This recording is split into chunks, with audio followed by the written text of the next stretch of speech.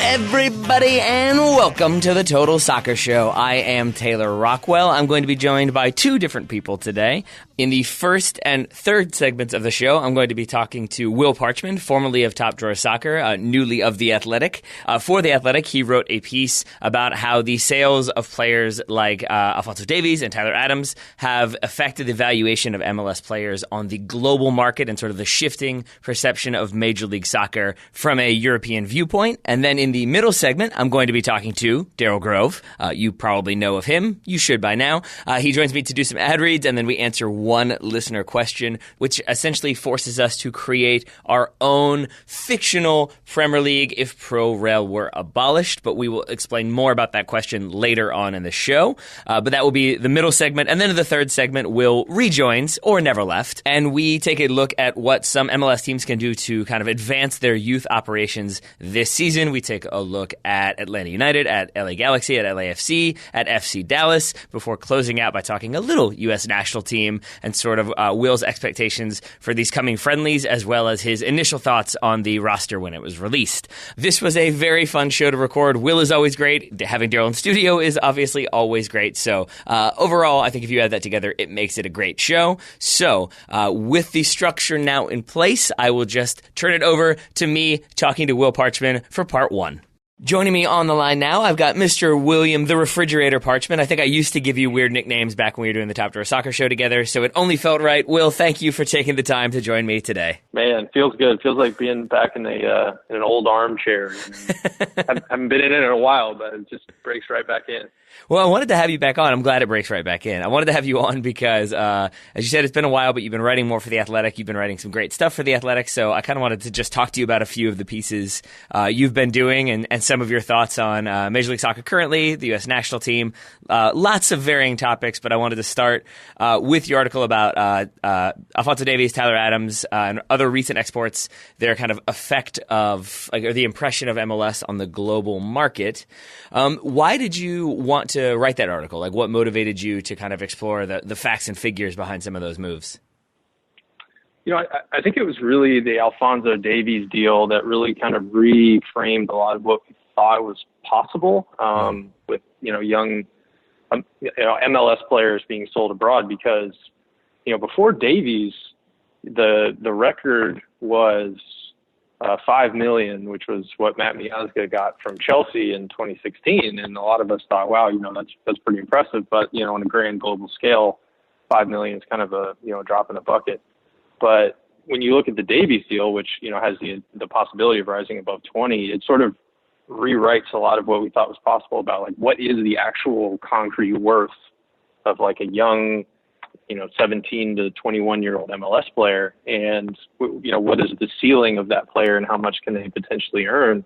And the crazy thing as I started getting into the numbers is that, in the month of January of 2019, three players, in particular were sold. It was Alphonso Davies, it was Chris Richards, who went from FC Dallas to Bayern Munich, and then obviously Tyler Adams for $3 million to RB Leipzig. And those three players combined, just those three players, comprised 37% of all revenue MLS has earned from players 21 or younger since the league was formed in 1996, which is stunning to me. I mean, that's, more than a third of young player sales in 30 days. So things are changing, and it was just interesting to me to try to figure out, what is the ceiling? When a European talent evaluator actually looks at a young, promising MLS player, seems like Paxton Pomykal, who, is now apparently, according to Spanish outlets, he actually got a Frankie de Jong comparison, which is maybe a little bit much, but there is that sort of interest where MLS is seen as a place that can produce talent now, which is not even a year ago the way it was viewed. With that 37% figure, do you see that as a kind of indictment of the way Major League Soccer has been operating for the past 23 years, or do you see it more as a sort of ringing endorsement of things are changing and players are starting to be valued properly by European clubs? I think it's probably both. I think without the Development Academy, which started in 2007, it just was kind of a crapshoot. I mean, if you look at the players that were sold before 2007, Bobby Convey was number one, and he went to Reading in 2004 for a little over $1 million. And at the time, that seemed like the biggest, most impactful transfer in the world. And now it very much seems like a drop in the bucket. So I think it's definitely negligence on the part of MLS clubs who there's no reason that it should have taken this long. But the Development Academy has, globally, I mean, it's still a toddler. I mean, it's, 12, 13 years old. So that was just going to always take a little bit of time for clubs to kind of get their feet in the ground. But when I think of the amount of players that MLS academies have wasted over the past, 5, 6, 7 years, I mean, the numbers kind of staggering. So this probably could have happened 2, 3, maybe even 4 years earlier. But, a lot of it too, I mean, it's just perception. I mean, a lot of it's just the perception of the European clubs and what they're willing to pay, because, the perception for a long time was that these players weren't good enough because they weren't getting minutes in MLS. And if they can't get minutes in MLS, then how the heck are they going to compete for time in the Bundesliga or La Liga or, in the Premier League? And that wasn't a true assessment of how good these players are, but it was, it ringing true because MLS players weren't playing their kids. And now that they are, that perception is now beginning to shift to where they're saying, okay, well, it's changing and they are getting minutes.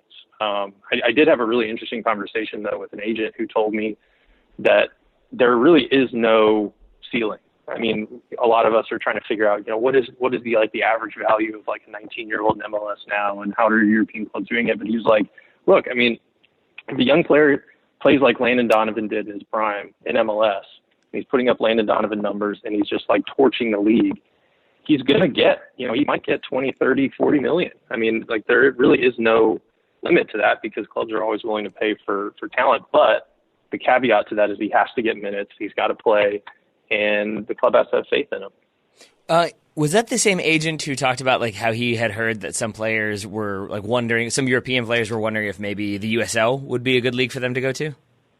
Yes.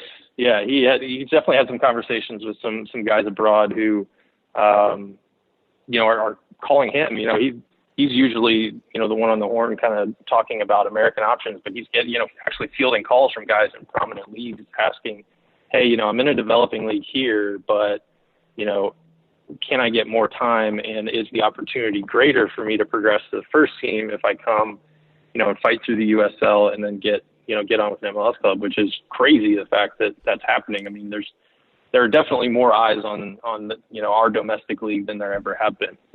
And so with that in mind, do you personally feel like, I feel like that was kind of the underlying like subtext of the article, but just to clarify, do you feel like it should be the goal of MLS and MLS teams to become like a selling league and selling teams? Well, I think it's an ethos thing, right? So I think if you're a selling team, it's not mutually exclusive with the fact that you are trying to win. And so I think, obviously the Red Bulls are the biggest proponent of this, but like nobody would say that starting Tyler Adams was them just trying to be a selling team. I mean, they were trying to win games by developing players and then, ideally selling them eventually when they become good enough. And I think so often we kind of wall the two things off where you're either a developing selling club or you're a club trying to win. Mm-hmm. And, maybe to some degree that's true.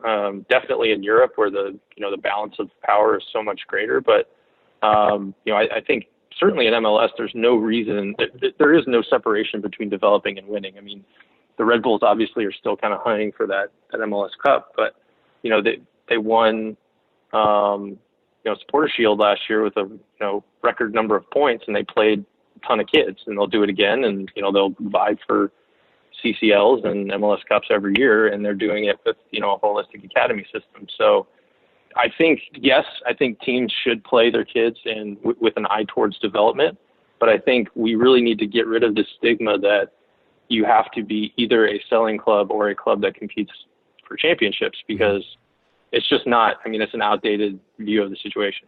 Do you think it's an outdated view of the situation, like specifically in regards to Major League Soccer, as opposed to like Ajax, for example? I feel like you wrote in that same article, you talked about them a little bit and some of the players they're going to be flipping. Like, what is like? Do you think they are still more of like a selling club, or do you think it doesn't really apply to them because of kind of how competitive they've become in their league and in the Champions League this season, at least?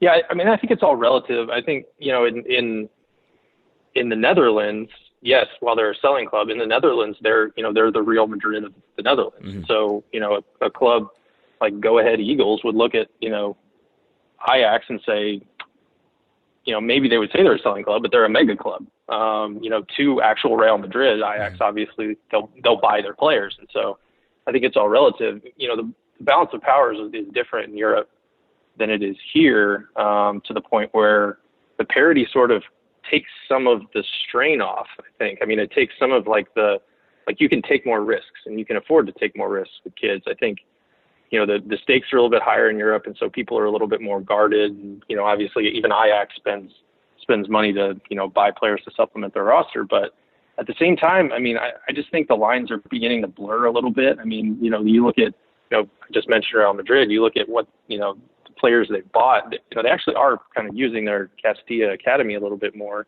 I think it's because they realize, look, we've got to kind of, spending comes in bursts. You can't do it all out 100% every year and expect to kind of, turn the profit that you want. So the lines are definitely blurring more. In MLS, it's way different because, like I said, I mean, you can just afford to take more risks because, 8 teams, per I guess, whatever the number is, a lot of teams per conference get into the playoffs now, and it's just, you can afford it. Mm-hmm. One other kind of like MLS-centric question when it comes to this topic. I wanted to know if you could talk for a moment about the role that training compensation plays in the attractiveness of American players to these European teams. Yeah, it's an interesting question because certainly the MLS Players Union and, MLS itself would probably have differing opinions on this. But, I think the real argument that the union is making is that this is taking, so to back up, training compensation would take 2 to 5% and pump that of the transfer fee and pump that back into the clubs that developed them, depending on their age and how much time they spend with that club. So, in terms of the whole transfer, it's a pretty insignificant sum, and clubs are obviously have been paying that for every single player that they buy, sans American players since the beginning of time. So it's not going to deter them from buying American players. The union is saying it's taking money out of the player's pocket, which, is technically true. But it's also taking money out of the club's pocket. And so that benefits more people, more kids, and it benefits the system as a whole, as opposed to just benefiting one player, which I understand the player's perspective. But if you take a step back and, from the lobbying perspective and just look at it from the top down, it's just way better for the game as a whole for training compensation. And it's FIFA bylaw. I mean, U.S. soccer is defying FIFA law by doing this, and a lot of people are pretty shocked that they've gotten away with it as long as they have. So, yes, you understand the player's perspective. They want to keep that money as opposed to it going back to the clubs. But for the game to really grow in the same way that it does elsewhere, training compensation absolutely has to be implemented. And I would be, I've talked to some insiders recently, and I would be absolutely shocked. It may be 5 to 10 years, but I'd be shocked if it wasn't implemented.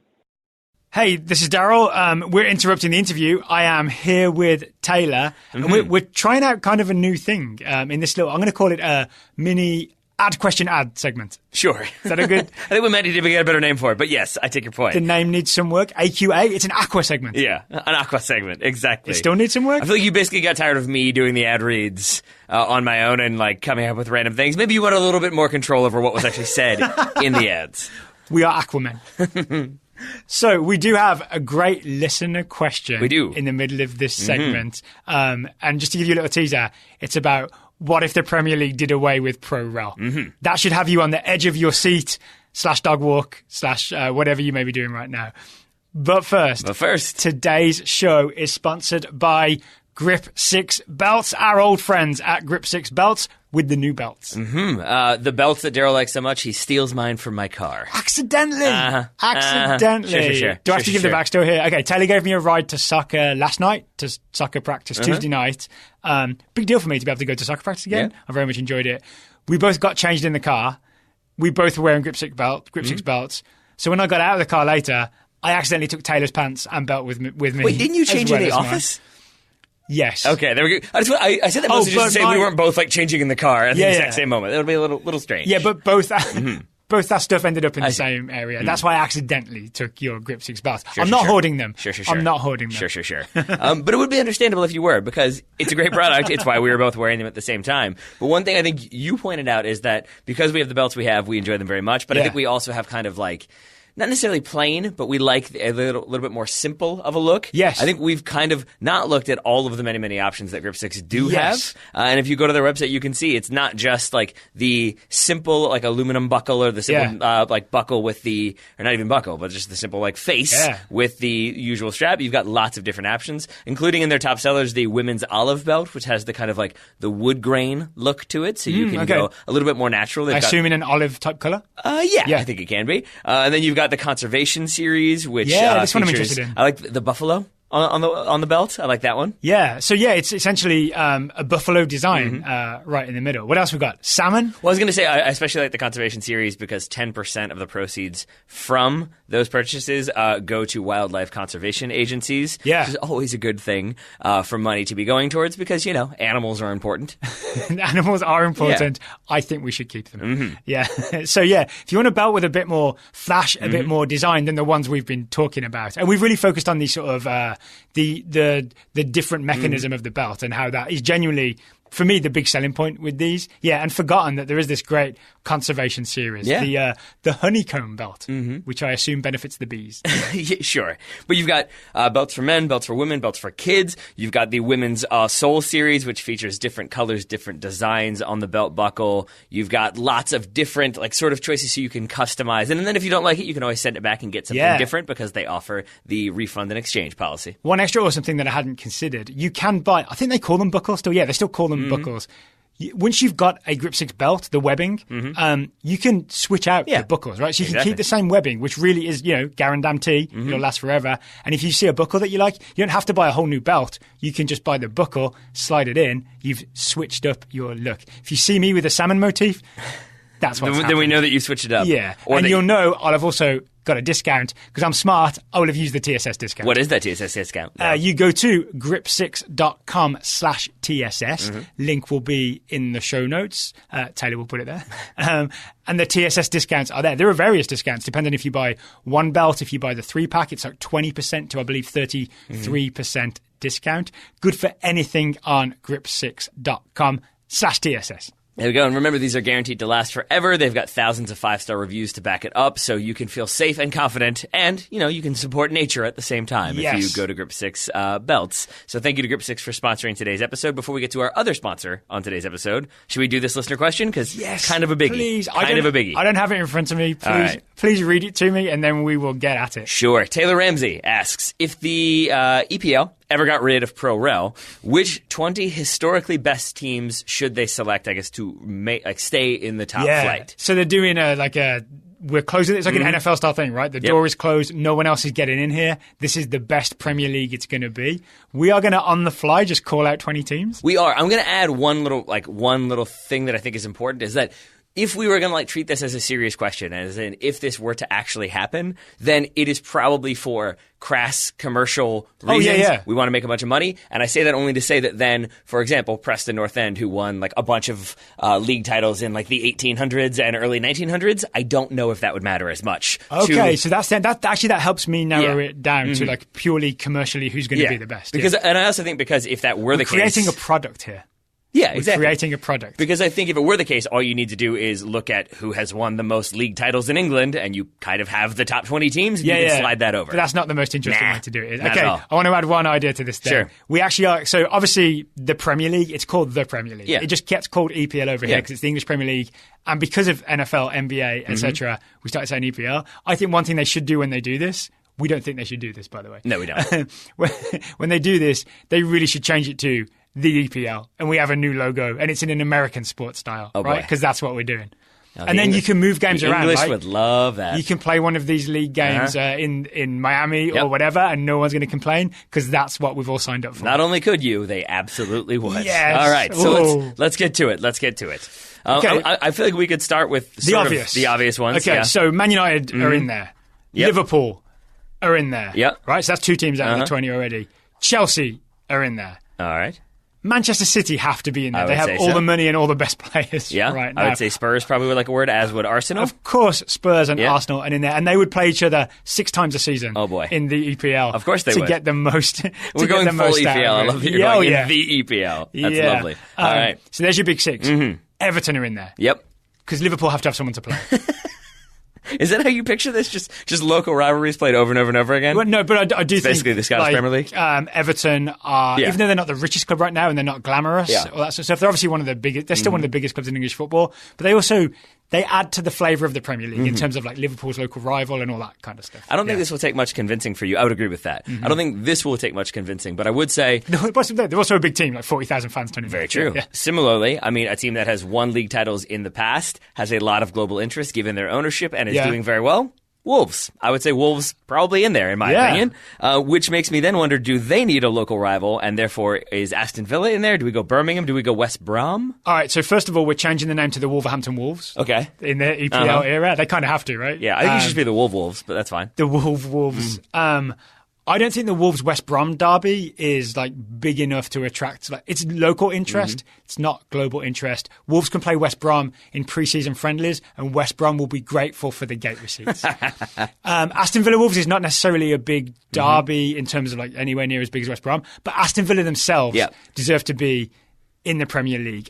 This may have changed, but the Holt End at Aston Villa is like the equivalent of the Yellow Wall at Borussia Dortmund. I think it's it might be the biggest single stand in English football. It's a historic team that like won the European Cup in 1982 and really should be up there in the top 4 or 5 in England. So Aston Villa absolutely have to be there. Yeah, I feel like you were stretching that out to make sure you could write it down in time. Yes. We've done 9 at this point. I'll recap them in just a second. But There's it feels a big like one we're missing. It feels like a good time to add an even 10, and I feel like that 10th one, probably Newcastle? That's what I was going to say, yeah. Newcastle United. With the protection of no relegation, this team could really fly. The Magpies could really fly. Can we make it a rule that if Newcastle are to join, Mike Ashley cannot be involved? Like, someone has to buy them, and somebody would know all the money. He's a classic, like, owner for this type of terrible thing, right? Oh, God, he is. Yeah. Okay, maybe you're right. But to recap...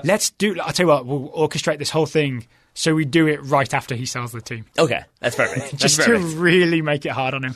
I mean, either way, it's going to be unpopular, so I don't know if it matters that much, but I like the idea of making him angry. So to recap, we've got Man United, we've got Man City, we've got Liverpool, we've got Everton, we've got Spurs and Arsenal, obviously, North London derby. We've got Chelsea in there, Wolves, Villa, and Newcastle takes us to 10 teams.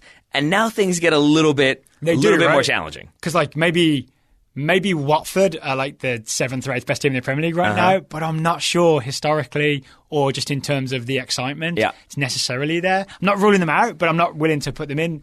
I would go to something like, just in terms of size of club and how many fans go and how passionate they are, Leeds United. I had Leeds on my short football list. Club. And at least then we also get Marcelo Bielsa in the EPL. All right, now what about like going back a little bit further, given like their historical success, Brian Clough being there, Roy Keane coming from there, are Nottingham Forest in this team from a historical standpoint? I actually think yes. Okay. And it's because, I know we said history is not as important, but it's more recent history that Nottingham Forest won back-to-back European Cups. Nottingham Forest were the first team to pay £1 million transfer fee for a footballer when they signed Trevor Francis. So they kind of have a history of definitely punching above their weight, but then also doing kind of incredible things. It's also a team that hasn't had like the success in recent years, obviously have not been in the Premier League. So it does feel like a team that if you're creating, again, a crass commercial EPL, that you want a team that has this like prior history in Europe and the successes and these glory days that maybe you could see as like returning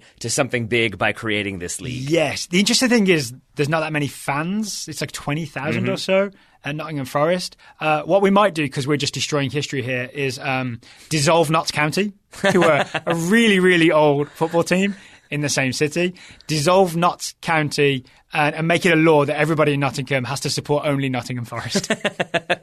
Perfect. I kind of love playing into this villain. I mean, if you're creating this commissioner role, if you're creating this giant global league, I feel like that kind of happens naturally, or this giant like organization of only these elite teams or quote unquote elite teams. I feel like eventually people migrate away from Notts County to Nottingham Forest. I mean, West Brom will wither on the vine. Notts County is automatically dissolved.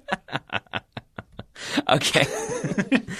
We're at 12 teams right now. We are. Okay, another question for you. This is me not knowing, like genuinely not knowing, so I'm wondering what you would say about this. When you see, like if you did leagues based on stadium size, Coventry are usually high up there because their stadium is so big, but I genuinely only think of Coventry as like a team I saw like play a few games and highlights in the mid early 90s. And you watching Kobe Jones? And there's like a few player cards. I can't even remember watching Kobe Jones. So would Coventry be in there given the size or no? No, I think the size of that stadium is way, way too big for the size of that football team. I don't know why they built it, and I think everything went wrong after they built it. I'm not sure they need it. Okay. Yeah, all right. So who else do you think then, if we're not putting Coventry in, as you said, we're at 12, would, say, Portsmouth be on that level? Again, another team that has fallen way off due to financial restrictions and improprieties, but they are a team that's won the league years ago, not the Premier League, did win the FA Cup with Harry Redknapp, did have that kind of brief period of success.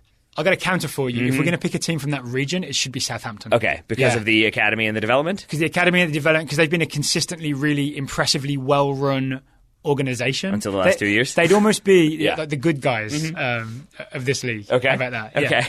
Yeah. So Southampton, for me, Southampton's in there. We do also, it feels like even with all the teams that we've already listed, we still don't have enough London teams because there are so many London teams. So, for example, Leyton Orient? We don't have, we don't have West Ham, we don't have Crystal Palace, we don't have Millwall. Would you put any of those on there? On the latter one, absolutely West Ham United. Yep. Not only is West Ham dripping in history, the academy and the West Ham way. Yep. I'm not sure those are even the right phrases, but I think of it that way. I'm really thinking of like the old West Ham stuff of, Bobby Moore. That's the one. Yep. All that coming through. But then also the Rio Ferdinand coming through the academy. West Ham has a real history. It also has a gigantic stadium. Now I have another one for you. That's true. They do. And then like sticking with London before we move on, what about Palace? Not on first. Okay. Not on first because we've got 1, 2, 3, 4, 5. We've got 6 more spots left. I've got one other London club that I desperately want to get in there.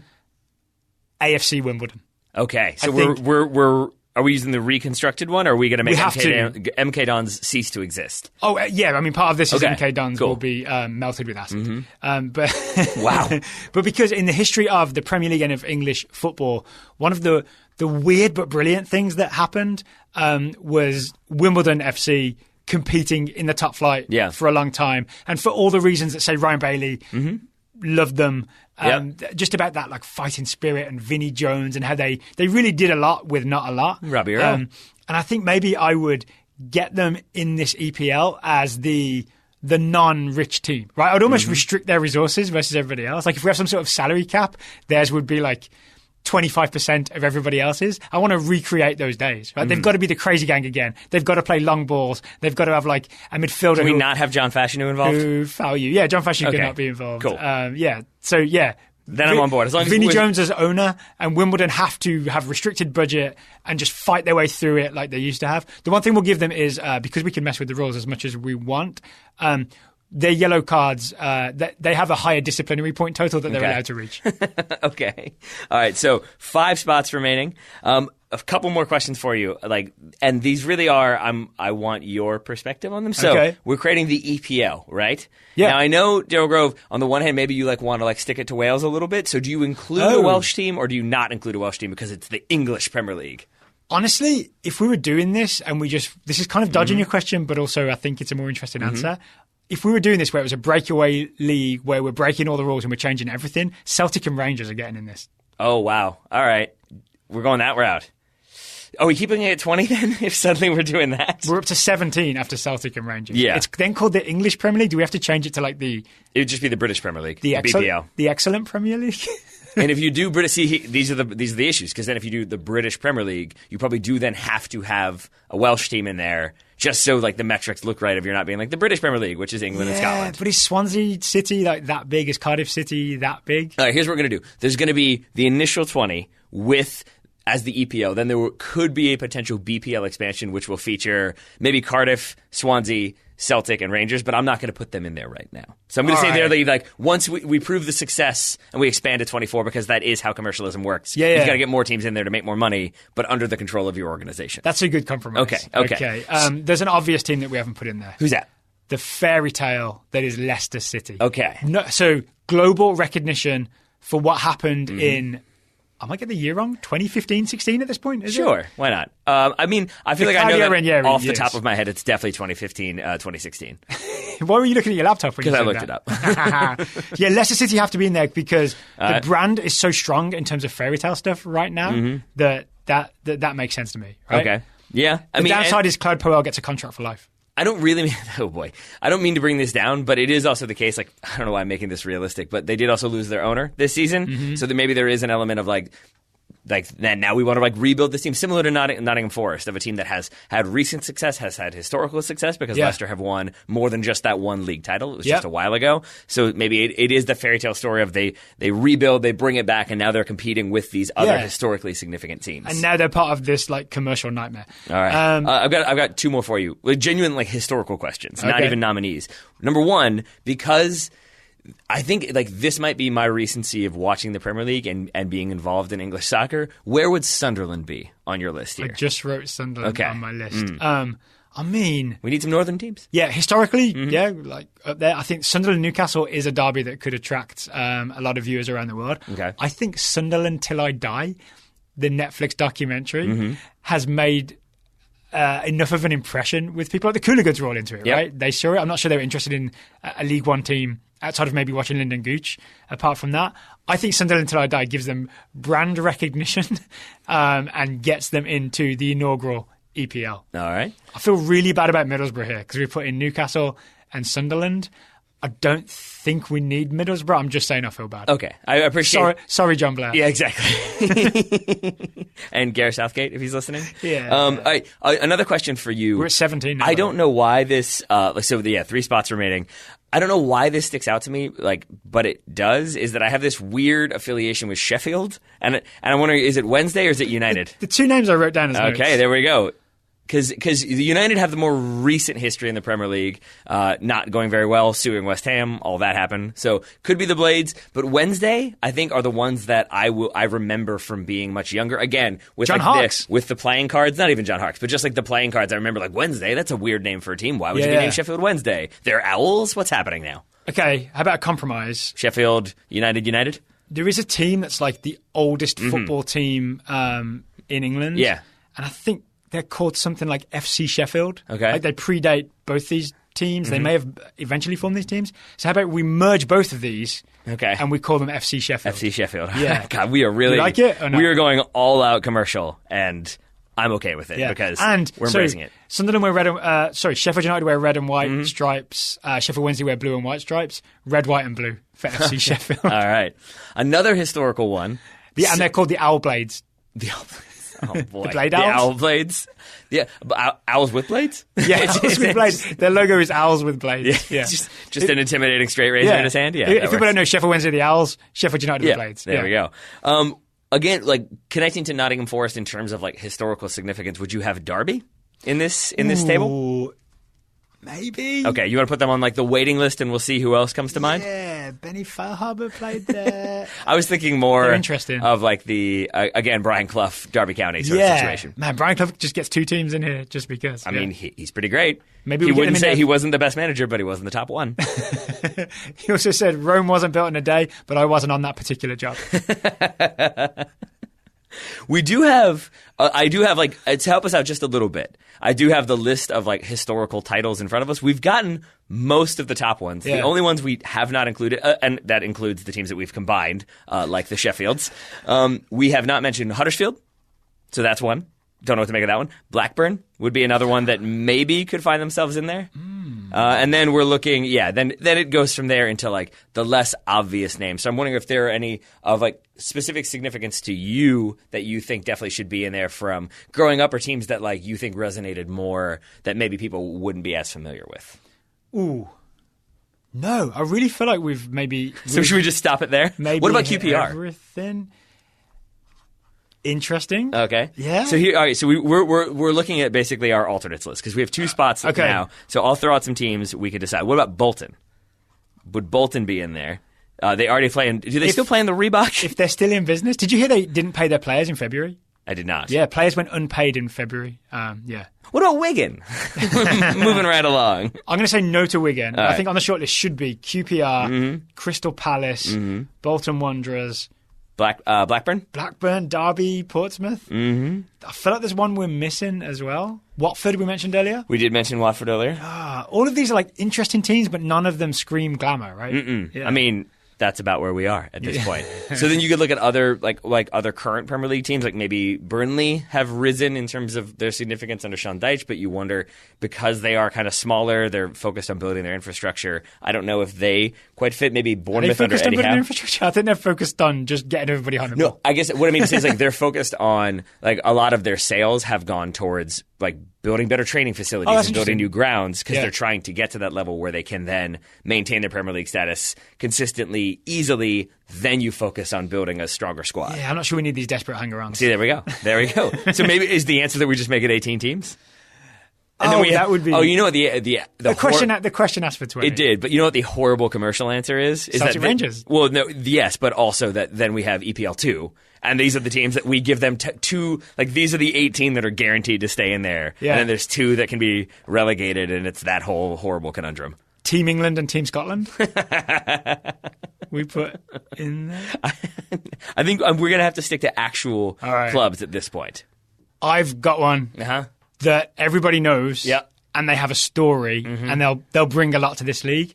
Stoke City. Okay. Stoke City. Not only are they a pretty big team, Yeah. they've run hard times in terms of things have gone wrong the last couple of years. But if you've been a Premier League watcher in the United States over the last decade or so, you know all about the wet Wednesday night in Stoke and the story that comes with Stoke City, right? There's also Stoke Alona. There's those, yeah. There's those connections too. So I think that works. And then you could also, again, if we go with the idea that you have to reflect the grittiness of like your history, then yeah, Stoke could be another physical team. I want to really lean into this. I want to really lean into the wet Wednesday night in Stoke thing. So They have to play in the rain. The reason that happens is the Britannia Stadium. There's like a gap on the one side. It's pretty windy. The wind comes through there. Every game will be a Wednesday night. We will get those weather machines that Qatar promised for the World Cup. Oh, God. We will hover them over the stadium. It will rain and wind will blow extra every Wednesday night when there's a game. Every other Wednesday, because they'll be away sometimes. All right. Games in Stoke at the Britannia Stadium. I We'll agree. make it a real thing. The wet Wednesday night in Stoke. It's an actual guaranteed event. I will put Stoke on there. I have the 20th Give you team. the hard sell. I have the 20th team, by the way. But before we get to that one, I want to say my rule is going to be that to reflect the long storied history of Stoke, there has to be somebody on the team at all times who can do a long throw. That's a rule. That has to happen. And there are towels everywhere to dry the ball off, so it makes it even more deadly. They'll be called the All Stoke right. City Long Throws. So exactly. I like that you're all about rebranding. So that's 19. At this point, I should say, for all of the people who've been screaming into their phones or headphones or screaming at their dogs on their dog walk or screaming in their cubicle, the 20th team is Fulham. It has to be Fulham. Of course it is. I can't believe it took us this long to get to Fulham. We can't have this EPL league without McBride's Bar, right? No, of course not. I can't believe there are going to be so many people who are mad. There are going to be so many people who are annoyed with us for not thinking of this earlier. Because we got Full America. We've kind of got Full America too again. Yeah. So, yes, Fulham in there for sure. But we knocked down the cottage, Uh-huh. Craven Cottage. We just bulldoze it. Yeah. And we put up some poorly constructed apartments Perfect. to go with the spirit of this league. Yeah. Oh, and the apartments will be overpriced. Of course. Of course. What, you didn't even need to say that. What are they going to be? Regularly priced? Underpriced? Yeah. Come on. And all the prices at McBride's Bar double, and the the drinks are half the size. Yes, exactly. Yeah, that all checks out. That all checks out. So there is our crass commercial. Vote Daryl for commissioner. EPL, yeah. Again, worth noting that this is not necessarily like reflecting who we actually think should be in a 20 team. Or that it should even happen. Yeah, or that this should even happen. But we're answering the question that's asked, and I think we've done just that. So with that in mind, hopefully Taylor is satisfied with the answer to his question. Worth maybe reminding everybody that this question was asked by Taylor, not just me referring to myself in the third person, a la Jimmy from Seinfeld. So it's maybe also worth noting that Daryl is here to help us talk about today's sponsor, Roughneck Scarves. Roughneck Scarves, the longest running sponsor of the Total Soccer Show. Yes, sir. Roughneck scarves. They are also the official scarf providers / sponsors, I guess, of U.S. Soccer, Major League Soccer, USL, and the NCAA. Yeah. They will not take your SATs for you. That's not something they will offer. But they will give you a scarf to represent the school that you, whether or not it was legitimate, are now attending. The great thing about Roughneck scarves is they don't ask how you got in. No, they don't. They're just happy for you that you're there. Exactly. But say you're feeling, maybe say you want to show a little bit of faith in the U.S. women's national team, given the upcoming Women's World Cup, but the fact that the She Believes Cup did not go so well from an American perspective, not so much from Daryl's perspective, then you could get one of the many either U.S. women's national team or individual player scarves that they have on offer.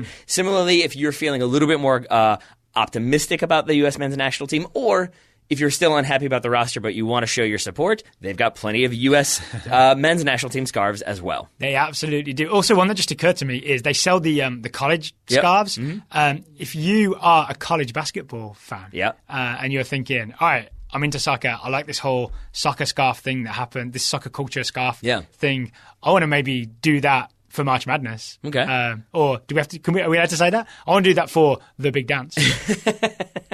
I don't know how branding works, but I am scared of lawyers. Is it similar to the superb owl? It's probably not. You can say March Madness, right? I don't know. We'll find out. You've said it twice now. Then you could buy I tell you what, a roughneck scarf to support your college team as they go through that tournament that I'm not sure if we're allowed to say or not. Well, we'll find out. If people are hearing this and the things you're saying are bleeped, then we've been contacted by people. So there you go. That's how you'll find out. But if you wanted to get any of the roughneck scarves that we have discussed, they have many different options. They have the custom scarf option. They've also got the Total Soccer Show scarf. You can check out their site and see everything that they have in store. But you can also get a roughneck scarf at a discount, Mr. Grove. And that discount is 20%. To get that 20% when you check out, enter the discount code Total Soccer Show. Total Soccer Show, all one word. You have to type it that fast, though. Yeah, you have to type it real fast, and you can't check for typos. Nope, not allowed. See how fast Absolutely you can do it. Not. Total Soccer Show is the discount code for 20% off at Roughneck Scarves. Thank you to Roughneck Scarves for sponsoring today's episode. Thank you to Grip 6 for sponsoring today's episode. Thank you for Daryl for taking the time to record our EPL inaugural 20. It's expanding to 24 once we try to take over all of the United Kingdom. But for now, we're sticking with those 20. We're sticking with today's sponsors. And I think that will bring us to a close. And maybe we'll stick with the Aqua system? Yeah. Sure.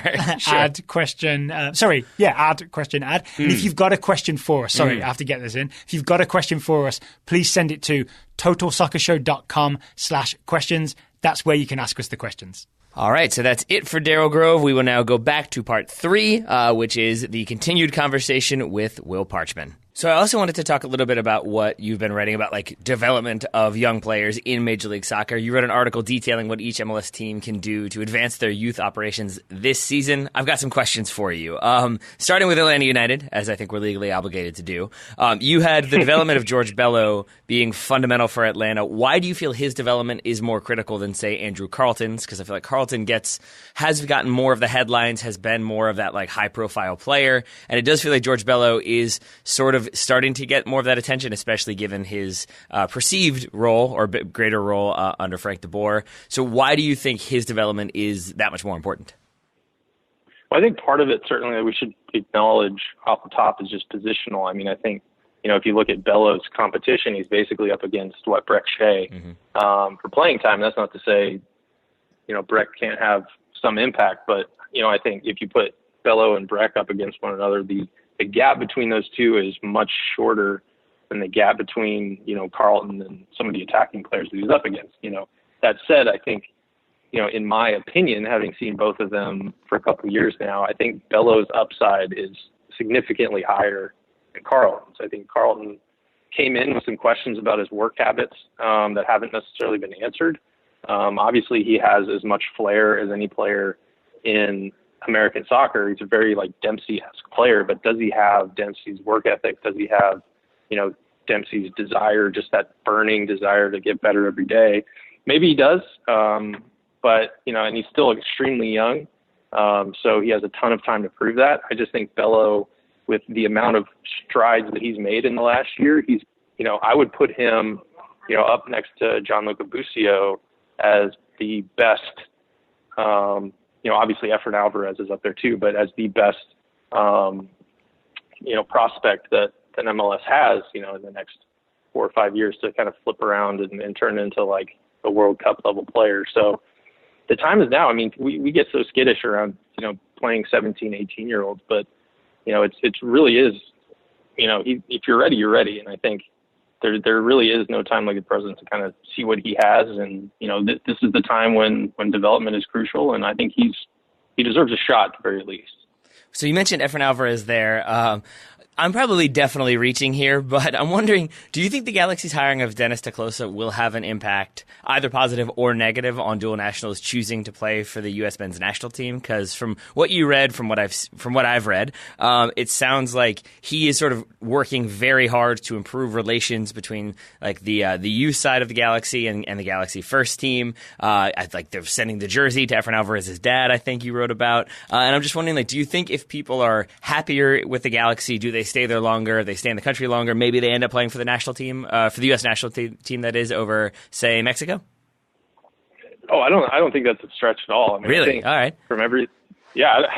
I think from everything I've heard of Teclosa, I mean, he has completely remade, the entire feel around that organization. I mean, kids, walk into, the academy today and they really feel more connected to the club, as much as you can change, I guess, in a couple months. And I think the reason is just that, he makes people feel wanted. And I feel like that was probably the biggest issue that they've had with their youth kids is, if you look at the minutes and the attention that, Alex Mendez and Yuli Yanez both got before they decided to, certainly Mendez, before he decided to go to Germany, it was kind of criminal. I mean, with how good these kids are, even in the USL, they weren't getting that many minutes and certainly didn't even get a sniff on the first team. And that team didn't make the playoffs, so there really wasn't any excuse for that. And I think the biggest thing Teclosa's done, I mean, obviously he's great with personnel and he kind of knows his way around, first teamers, but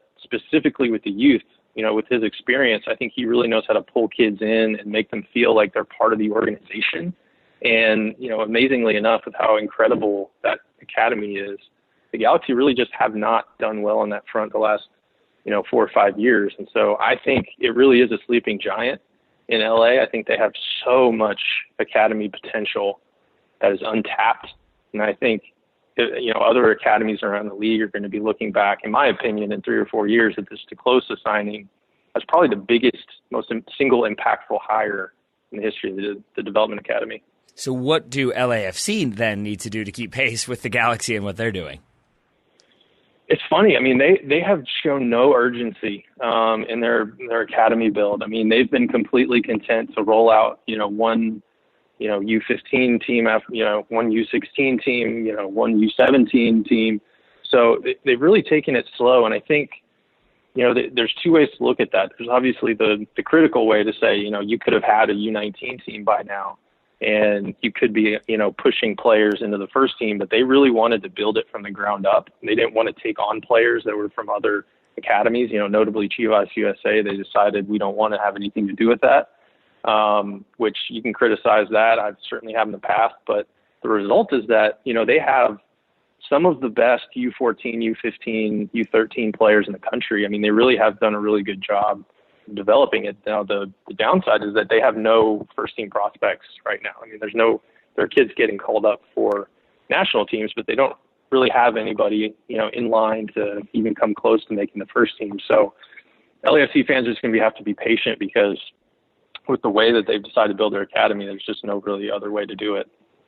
So maybe this like connects more to the Galaxy then, but when you're talking about like teams that maybe have a reputation for like having lots of talented youngsters but not necessarily bringing them through, I would say that also extends to FC Dallas because they've got that reputation. They develop young talent, all these exciting youngsters, but they consistently kind of don't find ways to give their homegrown players minutes. Why do you think that has been the case, and how do you think FC Dallas can go about changing that?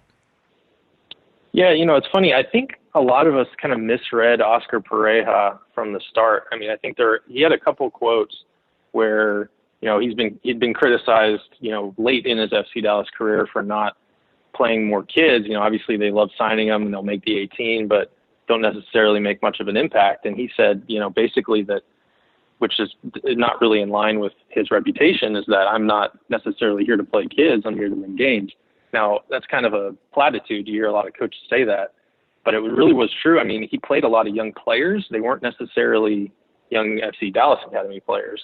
Now that said, he obviously showed more commitment than most MLS coaches, which we should probably acknowledge. But Luchi Gonzalez, the new coach there, has really, taken what Oscar built and kind of improved on it.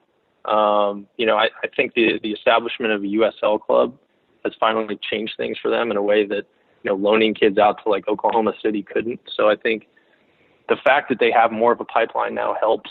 But I really think Luchi has really made a huge impact. I mean, Poe McCall was one of his players on the academy level. He coached him, for a couple years, and now you're seeing the results on the field. So I think Luchi is kind of the next evolution of Oscar Perea, if that makes sense. And so I think that should be exciting for FC Dallas fans, because they're not just going to sign players, they're going to play them. So I think that's pretty exciting. I don't want to take up too much more of your time, but I did want to ask you before I let you go about the U.S. men's national team, specifically because in February you wrote an article praising Berhalter's communication and transparency. Among many great lines, one stood out in particular. Quote, "Youth reinforcements are coming, but many will be too young to make a meaningful contribution in 2019, so Berhalter will have to rely on a crudely lashed together boat to sail him through the rest of the year." End quote. I like that because I think it goes a long way towards explaining Berhalter's most recent U.S. roster. Would you agree with that? Yeah, for sure. I think, he got some initial backlash for having guys like, Omar Gonzalez in the roster, for instance. If you really take a step back and think about the big picture, it was always going to be this way. I mean, it was always going to be this sort of bridge, this awkward, creaky bridge from, the team that he took over, which in a lot of ways was very fragmented and poorly kept. I mean, you had a caretaker manager after a manager in Jurgen Klinsmann, who just kind of mismanaged a lot of the pool. And so he's going to have some work cut out for him. And I think, a lot of the players he didn't want to call up because they were in the throes of the European season, and some of the young guys weren't quite ready yet, which, I'm fine with. But I think to criticize his roster now, however many months after he took the job, 2, 3, 4 months, is a little premature. So I'm willing to give him more time. I think, he's proved that he's willing to give youth a chance in the past. I think if he's doing the same thing in like 1, 2, 3 years, I think that's when it's time to panic. But like I said, I mean, I think this was always inevitable. And last question for you, because it sounds like you just got the dog alert. It sounds like I get that familiar thing of the dog kind of making noise when somebody comes home. Is that what we just heard in the background? I'm actually in the conference room. Oh, so excuse me. We're good. I'm just. So I just made that up completely. I thought I heard dogs. I was nervous. All right. That was your own programming. All right, that's good. It probably was. Although, yeah, I should have known because my dogs would be loud enough that people would no longer be able to hear you. But since you're in the conference room, I'm assuming that means you've reached the point. I don't know how long you have it scheduled for. So my final question then is, what are you going to be watching for with these upcoming friendlies from the U.S. national team? Like, are there specific patterns or players playing in certain positions that you want to see? Yeah, I'm always interested in what Berhalter does with the fullbacks. I think. Nick Lima is obviously a guy that everyone's kind of looking at to see what he's going to do. I think, you look at the striker position, I feel like that's probably the most unresolved position. Mm-hmm. So what they do at forward will be really interesting to me, because when I look at building out this roster for the next World Cup, I think that's the one big question mark in my mind. I know, we've got guys like Josie and, FLBC, it's kind of like on the fringe, and guys like that, Josh Sargent, will he be ready? So I'd love to see kind of what this, what this group brings. But I think in general, it's just play style. I mean, at this point, Berhalter's really kind of establishing, how's he going to play? Like, how's this team going to, is he going to keep dropping, the holding mid between the center backs? Is he going to, push the fullbacks like he has?